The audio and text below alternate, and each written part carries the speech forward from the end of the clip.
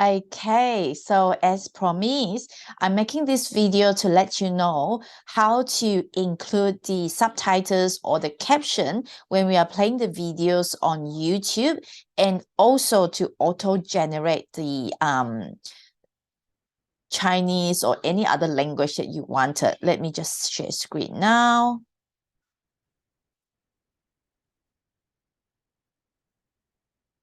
Okay, so this is a screen that you will be seeing. So if I play this video, Many. If you have to pick one. I don't know. There are just so many of them. So you'll be able to see this CC here. Just click on this CC, so it will be auto-generate that he made me the that I can just be who I am, subtitles or the caption here. But if you want to include the other language, just go to the setting here and you see the auto-generated subtitles. So you can always choose auto translate and choose the language that you can use. So in that case, Chinese simplified.